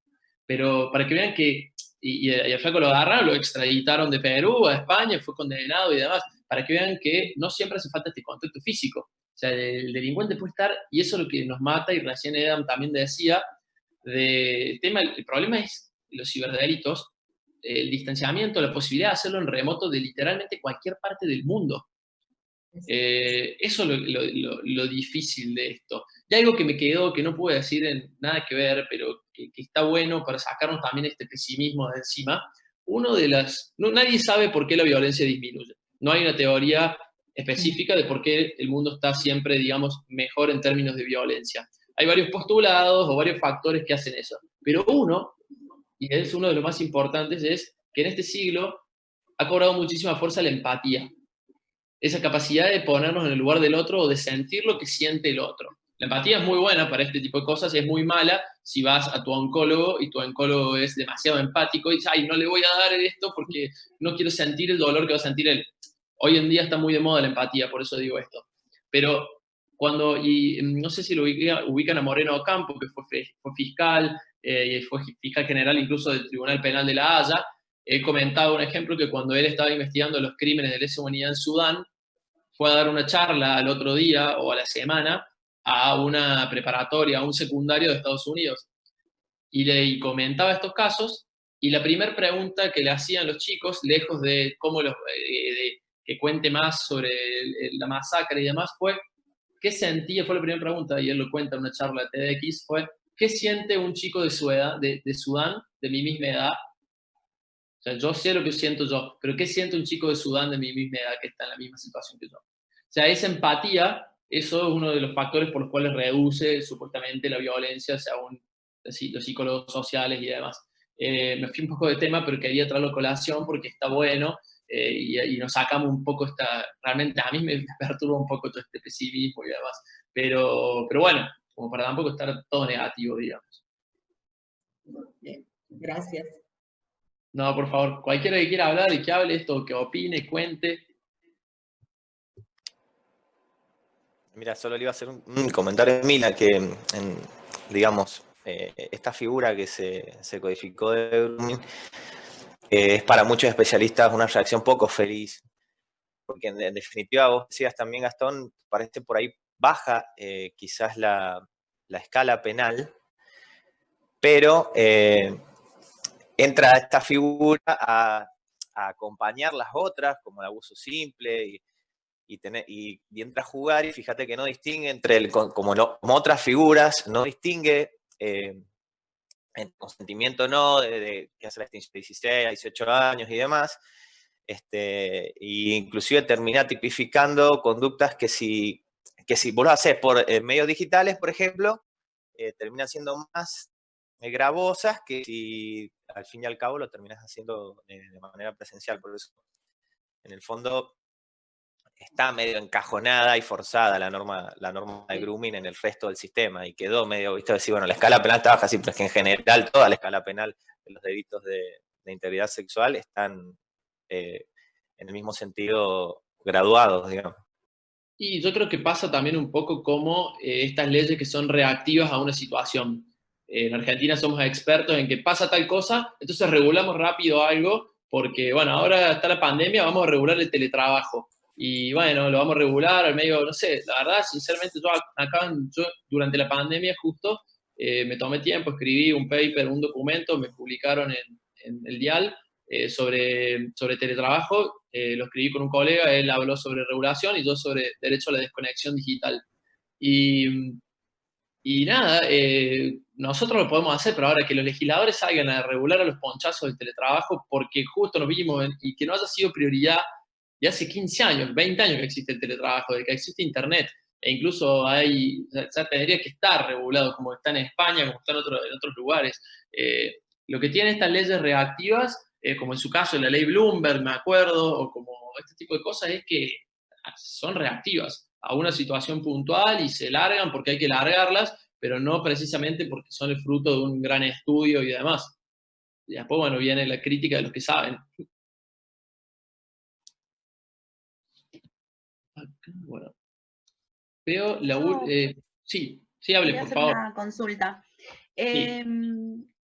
Bueno, o sea, no hay una forma de juzgar o de encuadrar, digamos, en un delito, por ejemplo, el ciberbullying o demás. Digamos, al sentido que no hay pena. Pero ¿cómo lo podríamos adecuar para poder, porque no todo es grooming, digamos, porque a veces se da entre chicos de la misma edad, qué sé yo tengo una hija de 18, y bueno, es como dije antes, o sea, yo conozco sus cuentas, pero no todas sus cuentas, uno le dice mantener en privado, no agregues a todo el mundo, y por ahí subes fotos que, qué sé yo no las subiría, pero bueno, es mayor, sabe a lo que se expone y demás, digamos, pero pensando un poco, digo, ¿qué lo tendríamos que hacer? ¿Por incitación al suicidio? Como para darle un marco, ¿qué? O sea, porque amenaza, Sí. le voy a subir tu foto así en poca ropa o demás, no sé si me darían bolilla. ¿Se entiende a lo que voy? ¿Qué encuadre le podemos dar?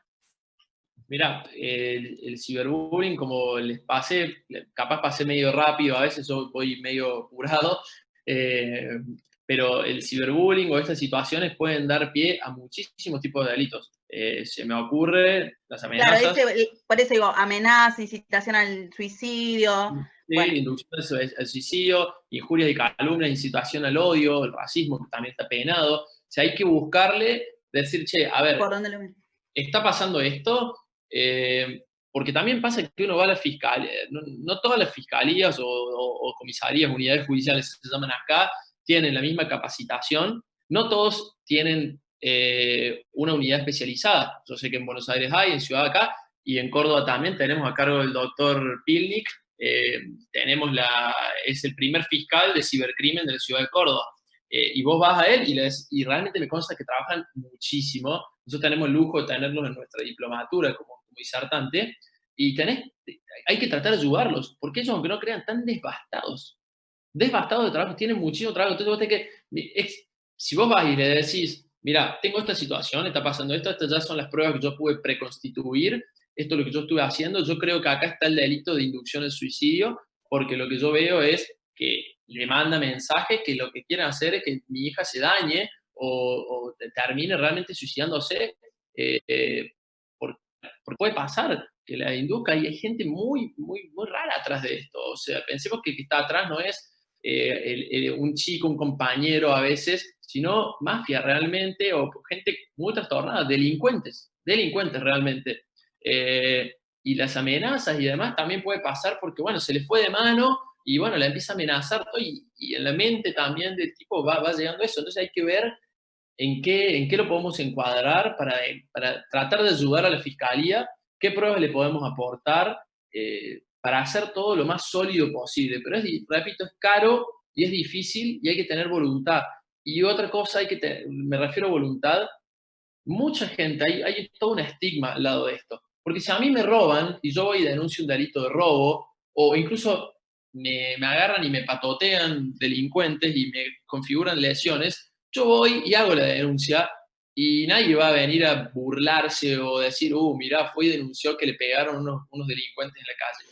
Pero cuando uno va y denuncia que fue víctima de ciberbullying o estas cosas y que pueden considerar otros delitos, pero digamos, esta fue la mecánica del hecho, hay como cierto estigma o como, sí, este fue, o es distinto, porque lo estás blanqueando y lo estás sacando de una esfera privada que nadie sabe y que queda en familia, digamos, pues al ámbito público. Y se puede enterar, si bien las actuaciones son secretas y demás, te estás vos exponiendo, si se quiere, voluntariamente a denunciar esto. Mientras que en el otro, bueno, lamentablemente te hicieron en la vía pública. En el otro está como aceptado socialmente.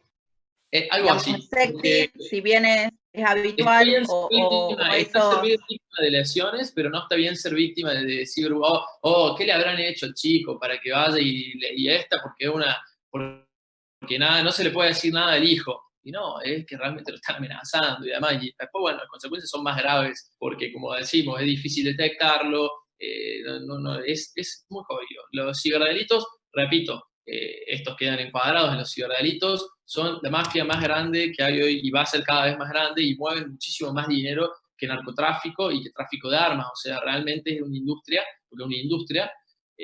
A nosotros cuando nos daban clase en la maestría nos contaban quiénes eran, qué pasa y además, bueno, las mulitas del cibercrimen son todas ucranianas. Toda la mafia chica del cibercrimen está en Ucrania, por ejemplo. Después cuando ya pasa a otro nivel y ya se empieza a relacionar con tráfico con tráfico de trata de personas y demás, entra en juego Turquía y la gran mayoría de estos están en Turquía. Y después se empiezan a ir para Rusia y demás. Y todo una red. Y dice, ¿y cómo los agarran? Y porque tienen un ucraniano de 18, 20 años, porque hay que ser muy inteligente para ser también ciberdelincuente, no es lo mismo que romper una ventana y robar, tenés que conocer de programación y demás. Los ven en una Ferrari porque realmente mueven muchísimo dinero y ahí empiezan a caer. O sea, y nos comentaban cómo funcionaba Interpol, a nosotros nos dio clases fiscales y jueces sobre esto, y nos cuentan cómo es en el día a día, y decís, wow, es una industria aceitadísima. Pero bueno, esperemos que no llegue a eso. Acá probablemente ya lo existe, pero bueno, no es tan palpable. Gracias. No, por favor.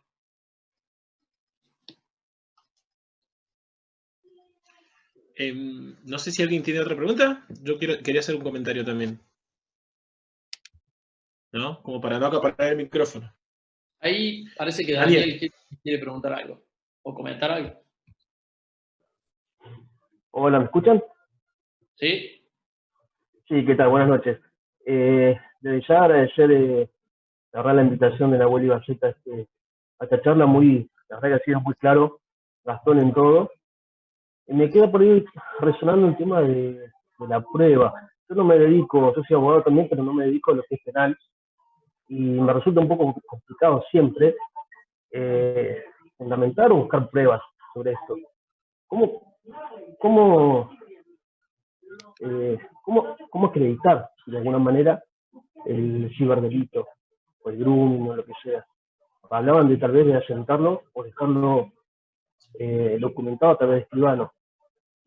¿Es así? ¿Cómo lo ven o cómo lo hacen ustedes? Mira, yo hago coincido con vos en una cosa, yo tampoco me dedico mucho al derecho penal, lo único que hacemos son este tipo de calumnias, injurias, estas cosas. Lo que sí te puedo, de prueba digital propiamente dicho, en estos casos, repito, es difícil, es cara, que es lo que hablábamos recién, y nadie lo tiene muy clara. Lo que sí está bueno es que en casos cuando ya son más extremos de pornografía infantil o incluso haya amenazas y demás, los fiscales actúan rápidamente, se comunican con las empresas. ¿Qué pasa? Esto se hace por redes sociales. Facebook, Instagram son por donde más se ve este tipo de situaciones. Facebook e Instagram, si uno les manda un oficio internacional por una cuestión civil, no te lo responden. Nosotros, de hecho, lo hemos visto y no te lo responden. Incluso si lo mandas a Facebook Argentina, por ejemplo, tampoco te responden, dice que son una filial y no tenés mucho más vía. Cuando vos le mandás que hay un delito y viene por la faz penal, usualmente responden y muy rápido. Incluso si es por una cuestión relacionada a pornografía infantil, responden en cuestión de nada, de absolutamente nada, va y demás. Entonces, cuando tengas uno de esos casos, vas a Fiscalía ya tiene, por lo menos en Córdoba, muy aceitado esto, están en permanente contacto y hay una red internacional por la cual se tramita este tipo de información y es bastante dinámico, digamos. Cuando estamos frente a otras cosas, como puede ser, no sé, calumnia, injuria o delitos menores, digamos, pero que ya pasan a ser amenazas y demás, particularmente el pantallazo el famoso pantallazo, sacar un screenshot, eso no es suficiente. Lo interesante es ir a un escribano, que el escribano acceda desde su propia computadora. Los escribanos ya la están teniendo bastante clara en esto, porque ya es lo más común ver cualquier cosa, comunicaciones por WhatsApp o por Instagram. Entonces ellos desde su propia computadora o por email acceden a donde vos querés que esté la información y ellos pueden dar fe desde su computadora, que no fue manipulada de ninguna manera y demás, acceden y levantan el acta y demás. a mayor recaudo se transcribe el código, uno puede ver el código fuente de un email o de cualquier cosa y se transcribe el código y el escribano lo labra en el acta. Si tenés más recursos, lo ideal es una pericial con un informático forense, pero bueno, eso ya, lo ideal sería que lo haga la fiscalía y no uno, porque cuestan bastante caros. Lo mismo en un juicio civil, vas a poner un perito de control, informático forense y un perito oficial sobre esto. Pero es difícil la prueba digital, un error en una cadena de custodia o algo nos puede valer toda una prueba, son muy fáciles de manipular las conversaciones digitales, entonces hay que tener esto en cuenta. Pero yo creo que por lo menos con certificaciones notariales es lo mínimo que tenemos que hacer y tratar de hacerlo. Alguien quedó sin desmutearse. Pero bueno, yo empezaría por ahí, por lo menos. Y después me acercaría a Fiscalía. Usualmente en estas cuestiones, las unidades judiciales, que son a donde están los comisarios y demás, acá están los ayudantes fiscales, no la tienen muy clara. Yo recomiendo ir directamente a la Fiscalía, si hay una especializada, ir ahí, o a pedir a hablar con el fiscal de turno y explicarle cuál es la situación, y ellos deberían saber guiar, porque al fin y al cabo es un delito de acción pública. ¿Gastón? Ah, perdón. No, le quería comentar acá a Daniel. Que también se está utilizando, yo me imagino que es menos al tanto, lo que se llaman los terceros de confianza. Exacto. Son entes certificadores digitales, en España están regulados, sí. Si bien acá no,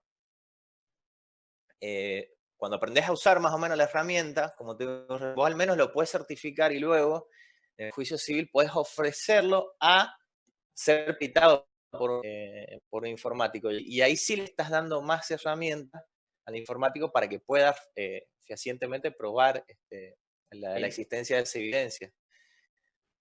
Sí, me parece una solución bastante interesante que un escribano que la tenga más o menos clara, pero bueno, o sea, no conozco a todos los escribanos de San Juan, acá es bastante más difícil que alguno te anote un código fuente, que sepa exactamente qué buscar.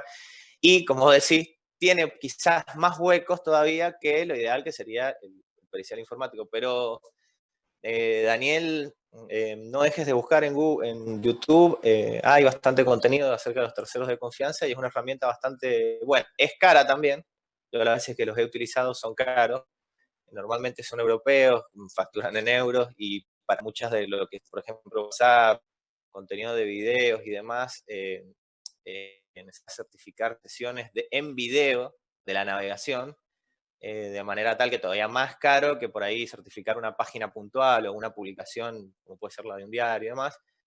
Pero bastante interesante, yo creo que puede llegar a ser una de las tendencias o en el futuro. Veo bastante funcionalidad al sistema, digamos.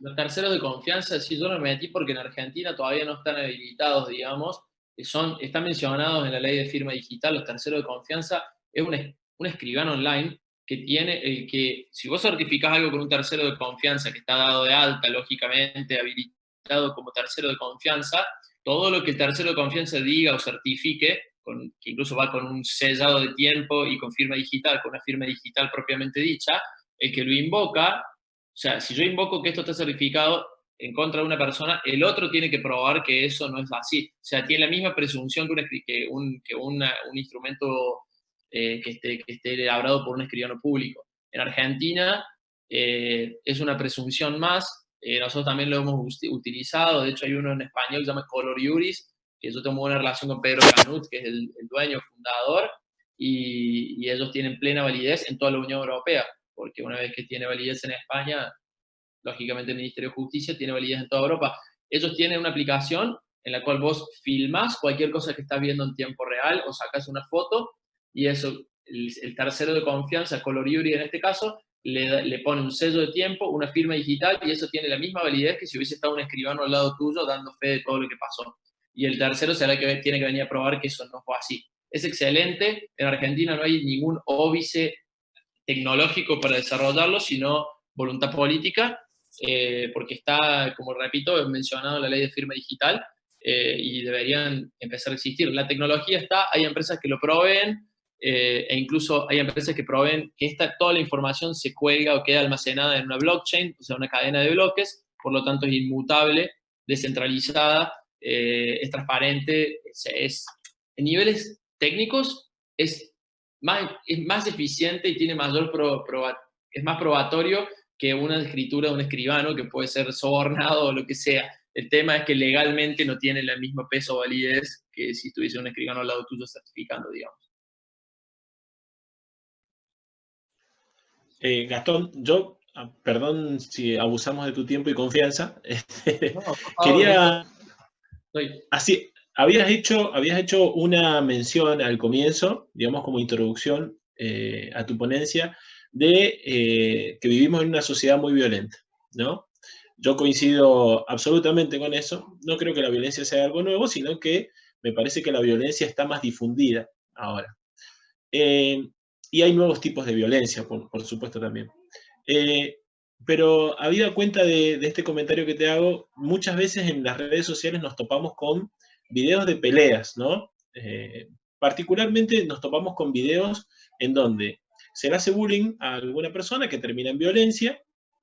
Normalmente son noticias en los pasquines digitales que hoy abundan por todos lados y que terminan difundiéndose un video con un titular como la golpearon a la salida de la escuela por linda. Le desfiguraron la cara y sale todo el video muy explícito, sin reservar ni los rostros, ni los nombres, ni nada. También muchos videos de esos, inclusive hay compilados de videos. Yo, la verdad que les confieso que utilizo Facebook por dos razones. Primero, por los cumpleaños, es una excelente agenda de cumpleaños. Y la segunda, porque por lo general, a veces me meto en la sección de videos de Facebook, entonces chusmeo por ahí algún video normalmente de comida o de viajes, que son las cosas que me gustan hacer, viajar y comer, como se habrán dado cuenta. ¿Qué pago que sos? Sí. Así que, y me topo con compilados de videos, dice compilados de peleas callejeras, compilados de tal cosa. Voy a la pregunta. En Argentina, o no en Argentina, porque sé que en Argentina hay vacíos legales muy grandes, pero de lo que has estudiado y de lo que has perfeccionado, en la legislación comparada, ¿hay alguna figura que proteja, digamos, a la víctima que ha sido golpeada y ha sido sometida públicamente y se las ha filmado y luego ese video ha sido subido a redes o a algún contenido digital y se ha divulgado?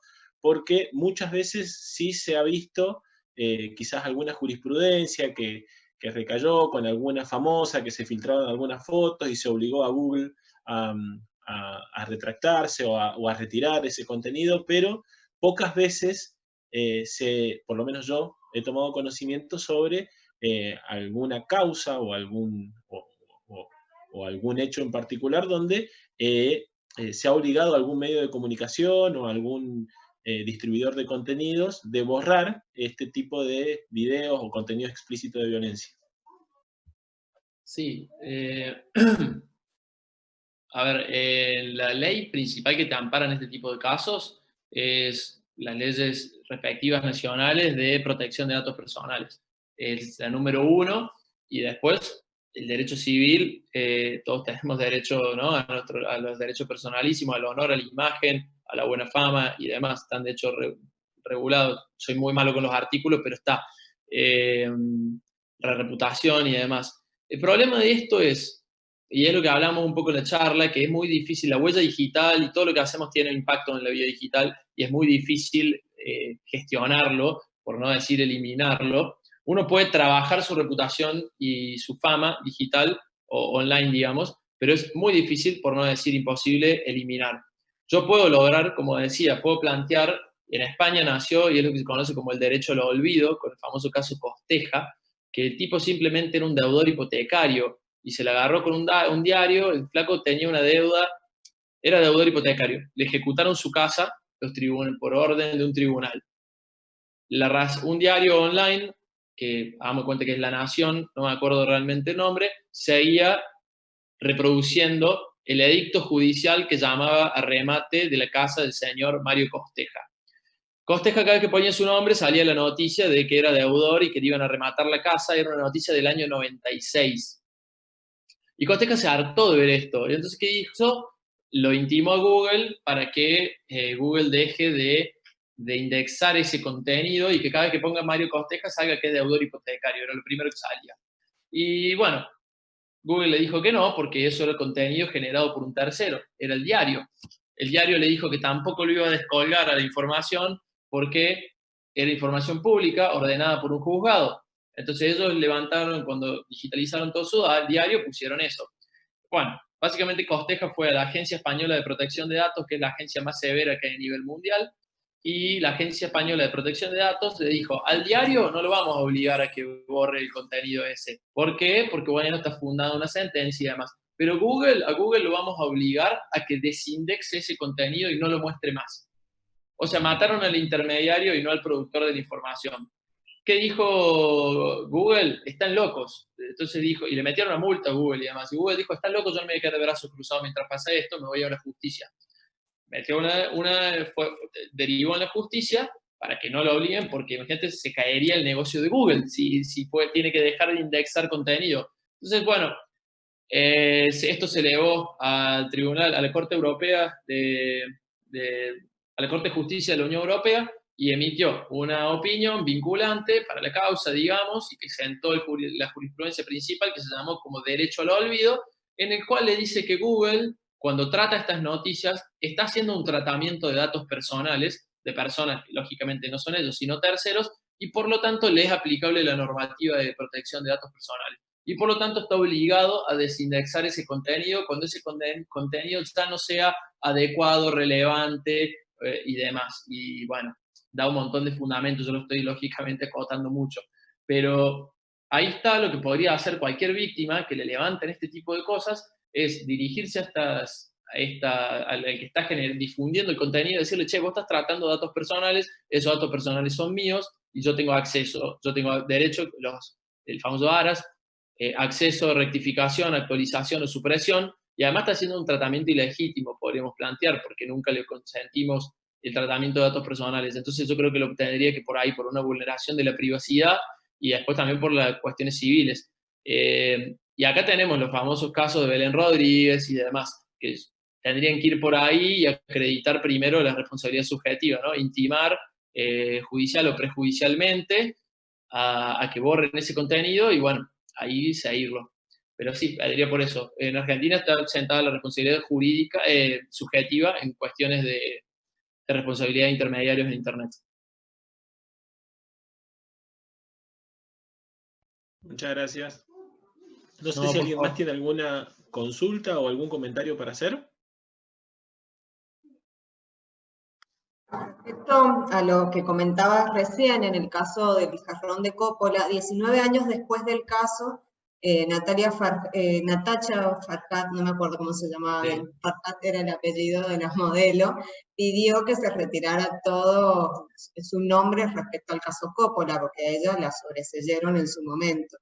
Y 19 años después, ella logró que fuera retirado su nombre. ¿Sí? Todo el mundo conoce su nombre, pero ya en internet, si lo buscas, ella no sale relacionada directamente al caso Coppola. Sí, pero repito, era la otra modelo. Eso es en Argentina con una sentencia argentina. Si vos entras a www.google.es, que sería España, o sí. UK o lo que sea, y pones el nombre, va a salir el contenido que fue desindexado. O sea que por eso digo que es muy difícil. Nosotros trabajamos también con especialistas en comunicación institucional, digital, especialistas específicamente, y frente a estos casos, incluso también lo veíamos en España, tanto del lado de la víctima como del agresor, ¿no? Lo que se trata de hacer es pasar todo el contenido negativo a la segunda página de Google. La gente, todo lo que está en la segunda página de Google no existe. La gente usualmente la población mundial o los internautas, es muy raro el porcentaje de internautas que va a la segunda página de Google. Entonces, cuando se trabaja reputación digital con un plan de contingencia así, o digamos urgente, lo que se trata de hacer es generar contenido positivo para que todo ese contenido positivo esté en la primera página de Google y en la segunda quede todo lo negativo, tercera y demás. un gran error que tiene, por ejemplo, o que pasa, los agresores, cuando hacen cualquier cosa, o una persona que nosotros en España veíamos, un tipo que se había filmado metiendo patadas a gente anciana, cuando estaba ebrio, lógicamente, y lo subió a Instagram y demás, y bueno, después lo recopilaron, lo alzaron varios medios, y lo empezaron a publicar, al cobarde de tal. Entonces, él cuando ponía su nombre, lo primero que salían todas estas noticias negativas sobre su persona. ¿Y qué es la reacción natural de una persona? Tratar de borrarse. Entonces borra LinkedIn, borra Instagram, borra Facebook para que nadie lo encuentre. Pero vos al borrar eso, estás borrando los primeros resultados de Google. Cuando uno escribe su nombre, si alguna vez no lo hicieron, escriban su nombre, y lo primero que va a salir es su página de Instagram, su página de Google, de LinkedIn y demás. Entonces lo que recomiendan los especialistas en comunicación es empezar a generar contenido con todo eso, y a la vez, si podés tener gente que vaya entrando y demás, para que en el quality score o el puntaje de calidad de Google suba eso y sea lo primero que veas. Lo mismo si sos víctima y no querés que tus noticias sean Gastón Salor, el chico que fue abusado, bla, bla, bla, lo primero que te conviene es generar contenido, generar perfiles y demás para que salga eso y no lo demás, que es un poco lo contrario a lo que piensa uno hacer en el momento que es víctima o agresor.